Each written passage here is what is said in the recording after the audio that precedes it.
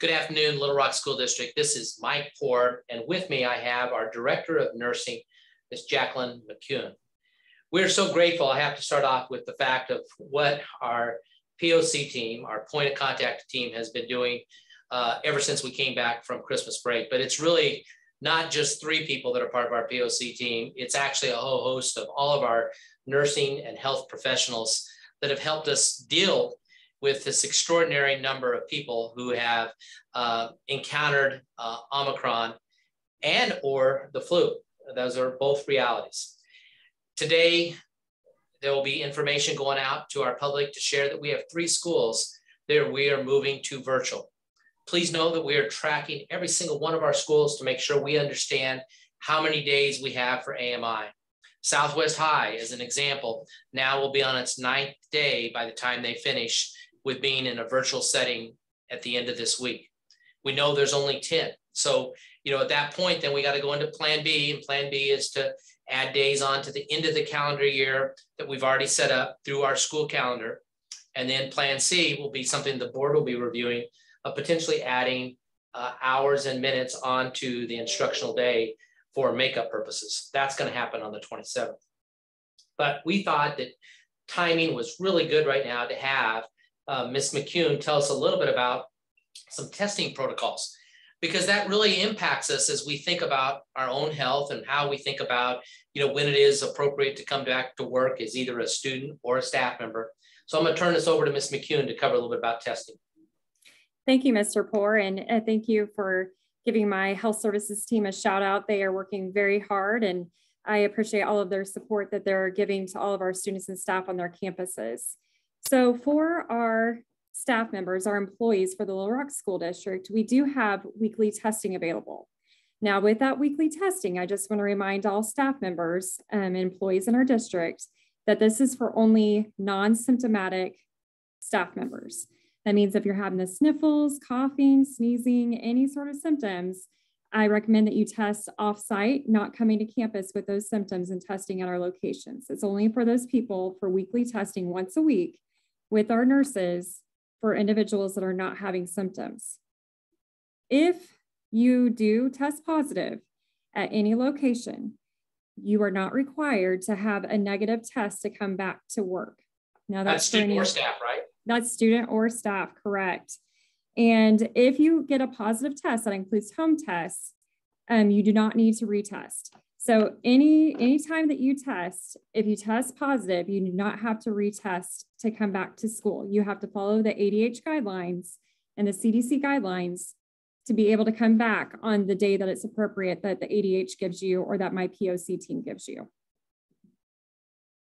And one of the things that we hear, especially as we engage with the medical community here, is that this is something that really, I think, is maybe some miscommunication through the federal, the state, the local levels. It's not really anybody's fault probably, but it's maybe all of our responsibility to understand that once you've tested positive, you're going to get a positive PCR, right, Ms. McEuen? Probably if you did it 3 weeks out, you still could be testing positive. You can for a while. Sometimes they say up to 3 months. So those 90 days after. And then the best indicator to know whether you do come back to work after the 5 days, what are we looking for to know whether to come back to work or back to school as a student? So we are looking for not having a fever 24 hours prior to coming back to campus and your symptoms improving. We don't want you to come back to work if you are still having significant symptoms. We want you to be having those symptoms improved to be able to wear a mask, because when you come back with the new rules, you need to come back on day 6 wearing a mask consistently and correctly in all public places, not just our schools. And I'm going to use me as an example because I had the POC team help me. I tested positive really probably almost 2 weeks ago now. And I had the 5 days that I was out, and then knew that I could come back to work on the 6th day. And I came back for, and felt like I was getting better and that I was improving. I didn't feel 100%, but I was improving. And I really was checking myself, and I think that's important, right? Director Nurse, we want to make sure that we're looking at temperature, we're looking at other symptoms, but if you're going to improve, and you may not feel 100%, but now you're getting back into the swing, and that's really kind of the guidepost. Yes, sir. So one other thing that we would be remiss if we didn't bring it up is that, you know, our district has things that we try to do to mitigate, and one of them is masking. But probably more important than masking is to make sure that we get all vaccinated, and even the definition of being fully vaccinated now is a little bit different. Would you like to describe that? It is. Anybody that is 18 years of age or older, they need to be considered fully vaccinated, as including the booster now. So anybody that is over the age of 18, fully vaccinated, includes the booster. So that's really important for our staff. And I know both of us take a great deal of pride that, you know, we're probably close to 90% of our staff that got the 2 vaccine shots, but now we all need to get the booster as well. So please make sure we get that accomplished. And more importantly, especially for some of our students, we still have a large number of folks looking at just state data that says that younger people have not got their vaccines. The scary range and the age range of 5 to 11-year-olds is that data, the last time I looked, was under 15% that have received their vaccinations. And this is the quickest way for us to deal with this, if I'm correct, Nurse McEuen. It is. And, you know, a lot of pharmacies around our communities, they are having, they have the vaccines available for all ages, including the boosters. I would just recommend reaching out to any of those places that do have the vaccines. Grocery stores even have them. So call those places, schedule an appointment is probably the quickest way to do that.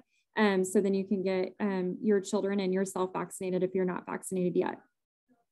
Thank you so much. And let's be real again, a data point is that, and if you read the papers every day like I do, you're seeing that vaccination rates are dropping off. And we still know there's a large number within really our state, our own community, that need to get these vaccines and booster shots.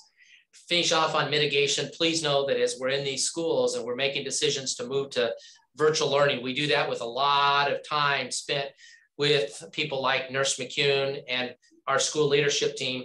Every day we spend about an hour going through every single school, and we look at it to determine where we are on staffing and as well as student absences. So those are things that we take into account and then make the decision. Some of the movements that we do with going towards virtual learning actually helps us with some staffing at some other schools. So we're trying to be very creative to keep schools open because we know that's important. Our mitigation, again, masks, vaccines. Know that we also have air purifiers in our schools. We have hand sanitizer, which makes a difference. And then we do everything we can to minimize big contact. But it's also important, and maybe I'll surprise Nurse McEuen right now, we can also help each other when we're away from the school environment, which is where we're finding many of our cases come from outside the school environment and then brought into our school environment. So in general, what can the public all do besides vaccinations to help mitigate things when they're away from our campuses? Just wear masks in public places. If you are at somebody's house, make sure that you're still trying to keep that distance between each other. I know that we're all kind of reaching that point of we want to be able to hug each other and love on each other, but we still just need to be careful. So keeping those things in mind, washing hands. I mean, if you are going over to somebody's house, before you eat, wash your hands. If you are leaving, you know, have that hand sanitizer in your pocket. There's lots of ways to still enjoy company, having outside functions when possible, when the weather permits, to be able to still be with those that you love and enjoy their company.